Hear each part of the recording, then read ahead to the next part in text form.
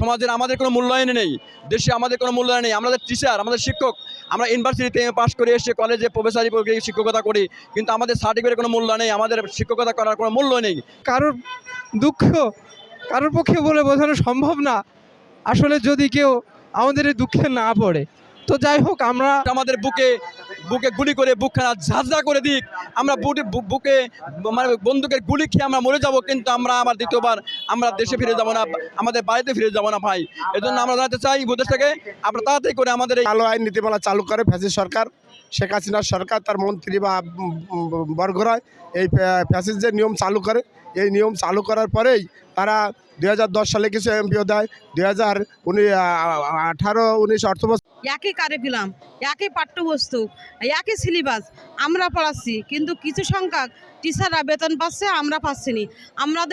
আমাদের শিক্ষার্থীরা পরীক্ষা দিচ্ছে, তারা আমরা পরীক্ষা ডিউটি দিচ্ছি, কিন্তু আমাদের মধ্যে এই বৈষম্য কেন যে তারা বেতন পাচ্ছে, আমরা পাচ্ছি না। আমাদের ছাত্র আন্দোলনে আবু সাঈদ ও মুগ্ধ বৈষম্যের জন্য প্রাণ দিয়েছে, কিন্তু আমাদের দেশে এখনও বৈষম্য যায়নি। কারণ আমরা নন এমপিও টিচার, যারা এই নন এমপিও টিচারেরা যদি এখনও এই বৈষম্যের শিকার হয়, তাহলে তারা জীবন দিয়েছে কি করতে? জীবনের তাদের রক্তের বিনিময় যদি বৈষম্য দূর না হয়, তাদের রক্ত দেওয়ার তো কোনো প্রয়োজন ছিল না। আমাদের কোনো এমপির ব্যবস্থা করা হয়নি।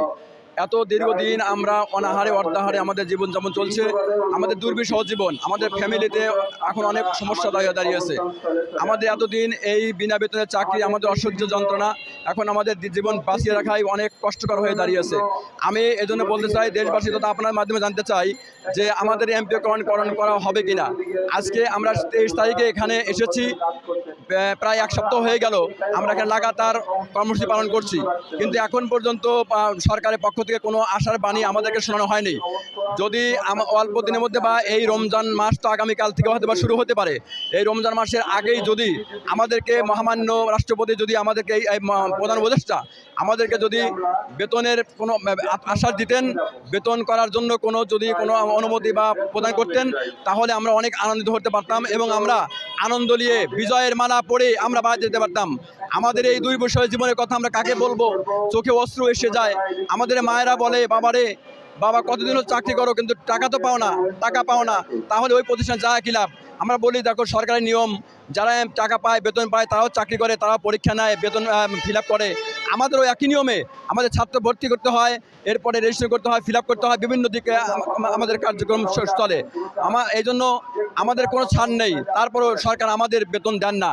আমাদের বেতন না দেওয়ার কারণে আমরা ভালোভাবে খেতে পারি না, সমাজের আমাদের কোনো মূল্যায়ন নেই, দেশে আমাদের কোনো মূল্যায়ন নেই। আমাদের টিচার, আমাদের শিক্ষক, আমরা ইউনিভার্সিটিতে পাশ করে এসে কলেজে প্রফেসরি শিক্ষকতা করি, কিন্তু আমাদের সার্টিফিকেটের কোনো মূল্য নেই, আমাদের শিক্ষকতা করার কোনো মূল্য নেই, কেউ দেয় না। এমনকি সামাজিক কোনো অনুষ্ঠানে আমাদেরকে সেইভাবে আপ্যায়ন করা হয় না, কারণ আমাদের পকেটে টাকা নেই। আমরা ভালো কোনো বাজার করতে পারি না, ছেলে মেয়েদের ভালো কিছু কিনে দিতে পারি না, ভালো পোশাক দিতে পারি না, এমনকি আমাদের ছেলে মেয়েদেরকে ভালো প্রতিষ্ঠানে লেখাপড়া করার জন্য সুযোগও করতে পারি না।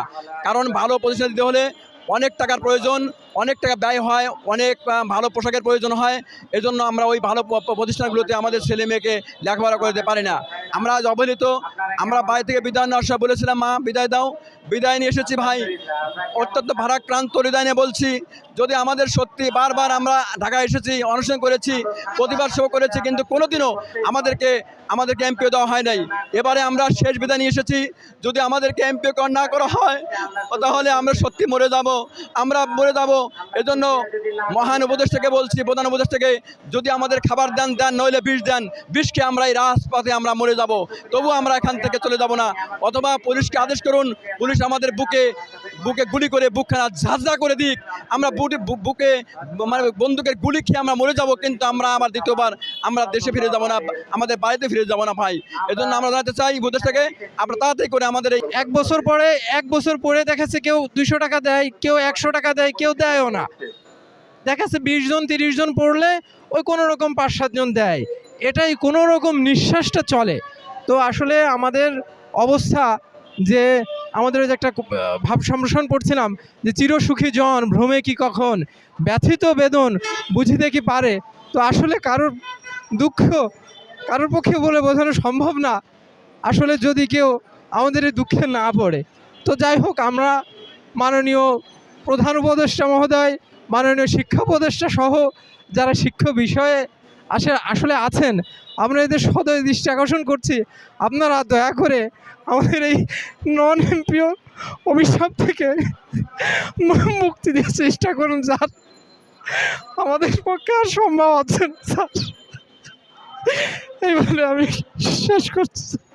দিন অতিবাহিত করতেছি, আমরা যে কিভাবে দিন যাপন করতেছি, আমরা খুবই মানবতার জীবন যাপন করতেছি। আমাদের প্রতিষ্ঠান সরকার আমাদের কোনো বেতন ভাতা কোনো কিছুই দেয় না, বরঞ্চ কলেজে আমরা যে যাই, আমরা আমাদের নিজের টাকা খরচ করে কলেজে যাই। এইভাবে চলতে থাকলে আমরা ঈদের পরে আমাদের মানে কর্মসূচি আছে, আমরা এই যে কর্মসূচিতে আছি, আমাদের যদি ন্যায্য দাবি না দেওয়া হয় আমরা ঈদের পরে প্রতিষ্ঠান বর্জন করব। আমরা কলেজে যাব না, আমরা প্রয়োজনে রিক্সা চালাই খেতে হবে আমাদের। আমরা জাতি গড়ার কারিগর, কিন্তু আমাদের বেতন নাই। আজকে 20 বছর 25 বছর যাবৎ আমরা ফ্রি সার্ভিস দিয়ে যাচ্ছি, আমরা আর কত সার্ভিস দেব? আমাদের পক্ষে আর সম্ভব না।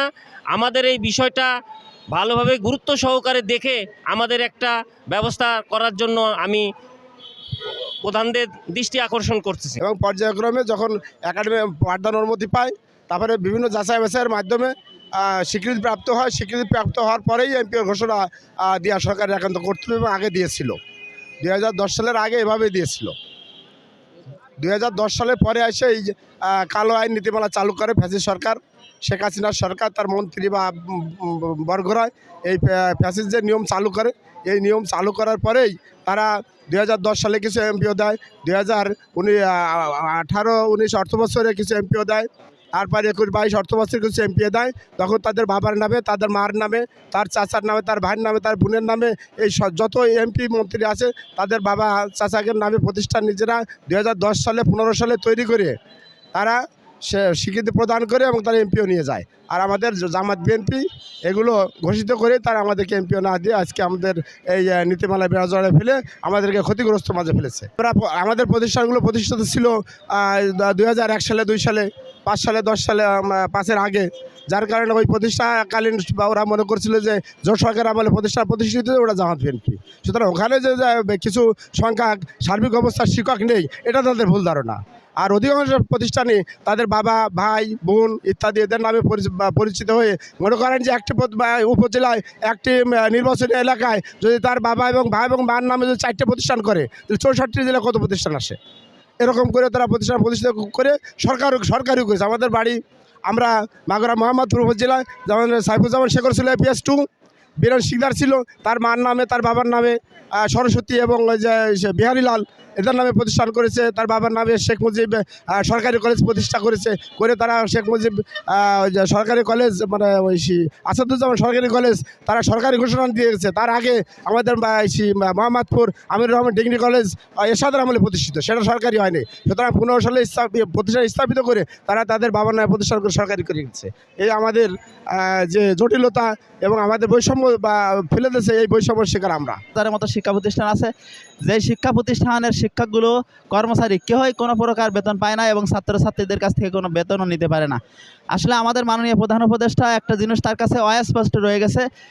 বাংলাদেশের যে সমস্ত শহরাঞ্চল আছে, এখানে ছাত্রছাত্রীরা যে স্কুলে পড়াশোনা করে সেই স্কুলে অনেক রকমের বেতন তারা ছাত্রছাত্রীদের কাছ থেকে আদায় করে এবং ছাত্রছাত্রীর অভিভাবকরা স্বস্ফূর্তভাবে তাদেরকে সেটা প্রদান করে। কিন্তু আমাদের এই মোফাশাল এলাকায় যে স্কুলগুলো রয়েছে, এই স্কুলে ছাত্রছাত্রীদেরকে তাদের থেকে আমরা কোনো প্রকার বেতন পাই না, আর বেতন চাইলে তারা অন্য স্কুলে ভর্তি হতে চায়। তাছাড়া আমাদের ছাত্রছাত্রীরা হচ্ছে উপবৃত্তির টাকা পায়, ছাত্রছাত্রীরা সরকারি বই পায়, কিন্তু আমাদের শিক্ষকরা কোনো বেতন পায় না। এটা হচ্ছে সবচাইতে বড় বৈষম্য। আমাদের স্কুল যেটা সিদ্দিক গাজী মাধ্যমিক বিদ্যালয়, এটা 13 বছর যাবত আমরা কোনো প্রকার বেতন পাই না। আমাদের সাথে আজকে যারা আন্দোলনে এসেছে অনেক স্কুল রয়েছে 23 বছর, 32 বছর, 25 বছর, যে সকল স্কুলগুলোই কোনো প্রকার শিক্ষকরা বেতন পায় না। এমনকি আমাদের পার্শ্ববর্তী একটা স্কুল থেকে শিক্ষকরা রিটায়ার্ড হয়ে গেছে, যার বয়স 60 বছর পূর্ণ হয়ে গেছে, অথচ জীবনে একটি পয়সা বেতন পায়নি।